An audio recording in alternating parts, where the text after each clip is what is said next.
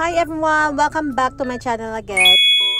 For today's video nga ay ipapakita ko sa inyo at i-share ko sa inyo ang journey namin papuntang Buscalan Village. Tara at dayuhin natin si Apo Wangod. We have arrived where we'll be registering to actually get to the village. It's like 100 pesos per person to register. No amount of words can describe how beautiful Buscalan is. Actually guys, galing kami ng Baguio niyan at pagkabiyahin namin from Maynila papuntang Baguio is nag-rest muna kami ng one day. Kung nakikita nyo yung circle na red, tinuturo ko dun guys is doon kami pupunta. Itong video ko na to is old na. Way back March 5, 2024. Ito yung time na nag-decide talaga kami pumunta kay Apo Wangod since gustong-gusto talaga namin na magpatato na sa kanya. Tumatanda na kasi si Apo Wangod guys at hindi namin alam kung hanggang kailan siya. Syempre kahit mahaba ang buhay niya, hindi natin masasabi. Last year kasi is 106 years old na si Apo Wangod. Meron din silang tinatawag na tramline or ito yung zipline nila guys. At kung ayaw mo naman mag-hike, ay meron naman silang option. Pero palakasan lang ng loob syempre. At sa part na yan, hindi talaga kami nag-push na sumakay dyan since natatakot nga kami. Take note lang guys ha, kung malalakas ang mga tuhod nyo at kaya nyo mag-hike papunta kay Wangod, syempre i-push nyo na. Sa amin kasi dito ay nabigla talaga kami, kaya kung makikita nyo pagod na pagod talaga kami.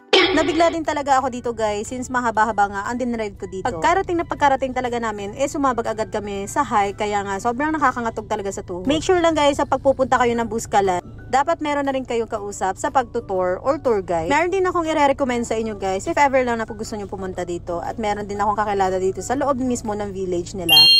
At meron din sila ditong guys, transient sa loob ng village nila. Sobrang nakakapagod talaga yung journey namin dito as in. At hindi rin talaga namin expect na ganito kalala ang aakyatin namin dito sa taas.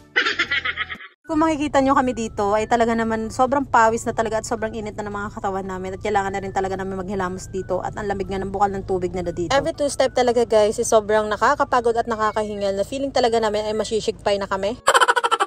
At hindi ko na rin maalala guys, pero more than 6 hours yung binahin namin papunta sa Buscalan Village. Sobrang thankful ko talaga at meron kaming tour guide. Kung wala talaga guys, sobrang mapapagod talaga kami since kasama ko nga si Yuki. Pagkarating nga namin ay sobrang gutom na gutom kami, kaya nga kumain muna kami dito since meron naman silang karinderya ditong tinitinda. After namin kumain dyan, sumabak nga kami uli sa paglalakbay. I think 5 minutes yung nilakad namin papunta dun sa aming transient. Parating na nga din pala kami dito sa aming transient o tinatawag na Buscalan Village guys. Nakakatawa lang din at meron din sila mga transient dito na pwede kayong mag-stay if ever na pagod kayo sa biyahe or inabi kayo sa pagtatato. Kung alam nyo lang na sobrang pagod na pagod talaga kami niyan, kaya nga sobrang thankful at safe kaming nakarating dito sa taas. Need na rin namin mag-rest dito at kinabukasan ay pupunta na kami kay Wangod. Abangan nyo yung part 2. Bye!